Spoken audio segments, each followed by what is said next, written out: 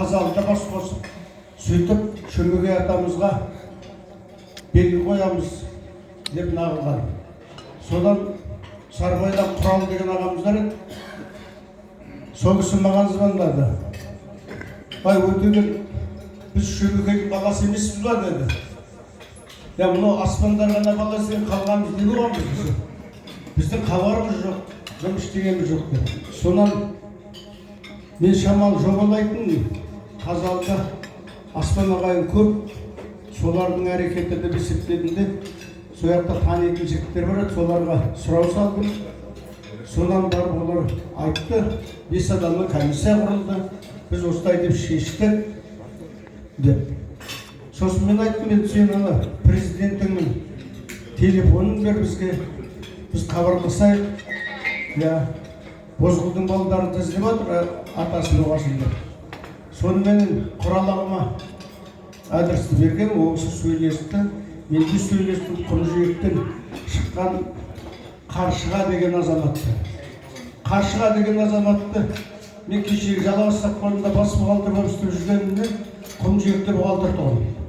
Содан мен жақсы білемін, Қаракөл заводында кездескенбіз, жүн фабрикасында кездескенбіз. Сосын онымен өзімде сөйлестім. Сөйтсем ол айтты, біз әлі бұны тоқтатқан жоқпыз, әлі нағыламыз деді. Содан кейін жерді қаяқтан алдыңыз деген сұрақ болды. Жерді Мағзаман бауырымыздың сол жердегі жеріне біз алатын болдық деді. Мұның бәрі шамалы енді мына қисынға келіңкіремеді. Өткен біреудің жеріне кіріп кету дегенде ол қиындау болды ғой. Сондықтан жаңа өзің айтып отырсың ғой, Сәке, ырғыздан жер албатымыз деп. Ол енді орта өңімізде момашамсау деген жақсы. Оны алған жаңа кім Мағзаман бабамыздың жерінен меғанда жер беріштеп жүргеннен көрі, отдельно анандай болатын болса, оған құба ғой. Құптаймыз, енді біз ағайындарға айтып барамыз, біз ағайынның атынан келіп тұрған представителіміз ғой енді. Түсіндіреміз, мүмкіндік келгенше сол осы жұмысқа атсалысамыз деп ойлаймын. Құтты болсын тағы да, ауызбіршілігіміз мол болсын. Мына Садық бір өзі былайша қарағанда. Қалғанымыз біз көп адамыз, бізде көп сұрақ болуы мүмкін. Сондықтан түсіністікпен қарайық та, сондықтан Сәкенге бұл кісі жүгіріп жүрсе, бұл кісі бізден де жоғары шығады. Жоғарыдағы жаңағы айтып отқан Алматыдағы профессорлар менімен бәріміз барғанмен бұл бізді қабылдамайды. Сондықтан бізде шыққан представитель Сәкендер барса, оның бәрін ағылатын болса, біз қандай неміз бар. Сондықтан бер жағындағы жұмыстарға араласып, қолдай беретіндерін келеді менен. Бәріңізге құтты болсын тағы да. Жаңа жарғыға байланысты енді құрметті ағайындар, мен өз-өзіме жау емеспін. Мен бұны ашылудың енді терең айтпай қояйын деп едім да. Осы мойныма жүк түскеннен кейін енді осы ең бастысы қорды құру керек болды. Қорды құру бүгінгі таңда мүмкін емес. Осы жерде заңда қызметте істеген азамат бауырларымыз бар, өзім танитын, араласатын. Кеше осы мәселенің айғағында да танысқан бауырларымыз бар Астанада.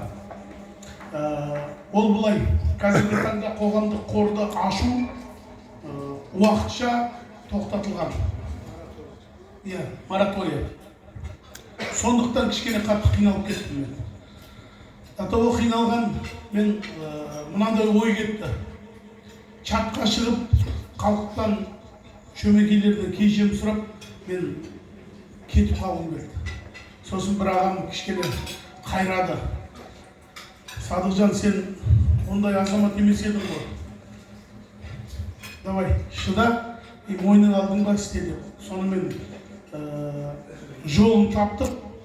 Бір ғана жолы ол дайын ашылған қорды сатып алып, сосын ішіндегі уставта өзгерту бағытын, жаңағы өзінің талаптары бар ғой. Сөйтіп, сонан кейін барып жаңағы өрін ауыстыру, сонан кейін жаңағы таңбасын ауыстыру деген сияқты мәселелердің төрағаларын ауыстыру деген учредитель, оның бәрі юстиция ағалар. Юстицияда бізден ақылдары артық болмаса кем емес. Осы мен 4,5 айдай жүрдім осы юстицияда айналасында. Юрист айналысты, біреу емес, 2-3 бала. 2-3 рет қайтарылып берілді. Жөндедік, өңдедік. Қазірдің өзінде действующий организациялар уақытымен өзгертіп жатады ішіндегі бағыт бағдарламаларын. Сондықтан да оның білсін, кейбіреулер сенбей жатыр деген әңгімелер болды. Сосын біздің мынау менен басқа 3 құрылтайшы Тоқакөнек Аспан аға бауырларымыз айтты, сәке осы бірінші бетін, жаңағы соңғы бетін тігілген осындай жаңа учредительдің кім екенін көрсін, сол жеткілікті ғой деп.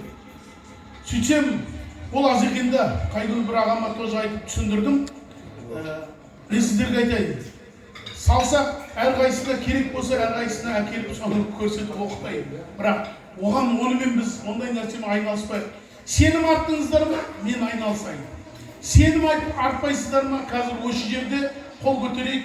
Мен Алпыстандарда өздерінің адам сайлаңдар. Давайте сайқы мазақты қояйық. Әркім ісімен. Бүгінгі таңда Бозғылдан бір тиын бір адам қорға ақша салған жоқ. Вот мәселе осында. Бір тиын сал, сонан кейін әңгімені бастайық. Бірлігімізді көрсетейік. Мысалы жаңа Аспандағы бауырларымыз ағайындар қаншама осы уақытқа шара өткізіп келді. Біздің осы Бозғылдан Қаратамыр бауырларымыз жылда ас беріп, аталарға, батырларға ескерткіш қойып, жаңағы істерді көптеген нелер бар, балқылар жасап жатыр екен. Бәрі құп, әркім өзімен тірлік тіршілік жасап жатыр. Біз бірінші рет Бозғылдың басын осындай істеп жатырмыз. Сондықтан да осы ұстапқа байланысты, шотқа байланысты ешкімде ешқандай күмән болмасын. Ешкімде ешқандай. Мен тағы да айтайын, мен өз-өзіме жауап емеспін. Өйткені мен оған ертең жауап беремін. Өйткені мен мөр басып отырмын, оған қол қойып отырмын әр нәрсеге. Сондықтан да уайымдамаңыздар. Бір емес, 12,5 жыл Қызылорда облысының спортын басқардым. Қызылорданың 14-ші орыннан 5 жыл подряд Қазақстанда ең мықты басқарма қылып жасадым. Оған күмәнданбай-ақ қойыңыздар. Сауатым бар, оқи алам, жаза алам. Оған еш күмән болмасын. Ақыл кеңес беретін ағалар бар. Мен дайынмын. Қайдың ағам айтып отыр. Осы мен бұл енді ақша түскеннен кейін бухгалтер алам десе, мен неше жыл осы налогты істедім. Соны маған ақы төлемей-ақ қойыңыз. Мен сол бухгалтериясын жүргізейін деп отыр. Қандай мысалы деймін да. Сондай жаңағы бауырларымыз көмектесеміз деп жатыр. Ана ертең ана проектный сметный документация, госэкспертизаны өткізу керек. Ол да қыруар ақша.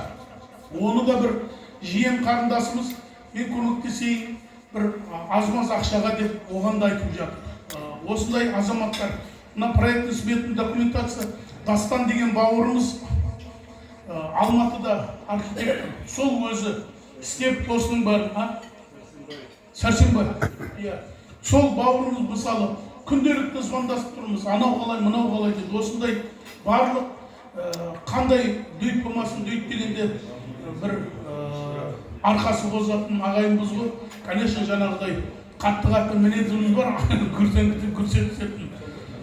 Дегенде құрметті ағайындар, осы мәселелерге байланысты мен еш нәрседен қандай сұрақ болса да жауап беруге кешірім сұраймын, қатты айтып жатқаныма. Сұрақ түссе қай кезде де жауап беремін. Бір ғана нәрсе, мен қызметтемін да. Мен Қызылорда облысының ауыл партиясын басқарамын. Қызылордада 5 спорт түрінің президентімін, республикада 2 федерацияның вице-президентімін. Кілең общественный жұмыс. Өзімнің жеке шаруашылығым бар. Соның өзінде де уақыт тауып, жетінің бір күнін, ең болмаса жарты күн осы дөйттің шаруасымен айналысуға бөліп жасап жатырмын. Мен оны еш міндеттемеймін. Керек болса ұқтамай-ақ та істеймін. Бірақ бір нәрсе, бізге керегі бірлік, бірін-бірімізге қолдау, сіздердің ақыл кеңестеріңіз. қандай алға қарай жүруге, сол бағытқа бүгінгі осы жиналып бас қосқанымыздың ең басты бір-бірімен танысып, осы әрі қарай ертеңгісі жаңа айтуға ұмытып кетіппін. Мынау құрметті Бозғыл бабам ұрпақтары осы Шөмеке атамызға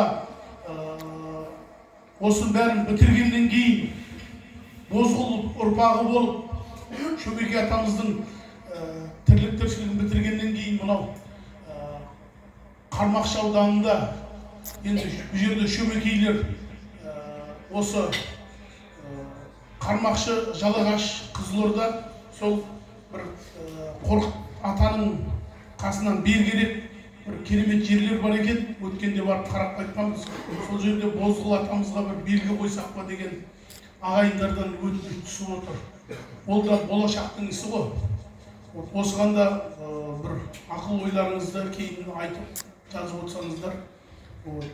Маған жекеме бір тікелей сұрақтар болатын болса, круглый сотка тікеге жеке сотовыйма жазсаңыздар, мен қай кез болмасын жауабын беремін.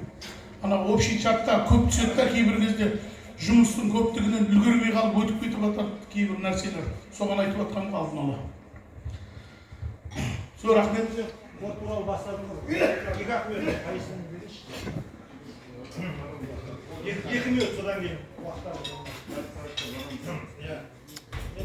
Сүлеймен, алтын Шынжырхан. Так, мен действующий заңгермін. Действующий заңгер. Енді мен сіздерге айтайын. Жаңағы Сарқының айтып жатқаны дұрыс. Қоғамдық қорларға, қоғамдық бірлестіктерге запрет жоқ.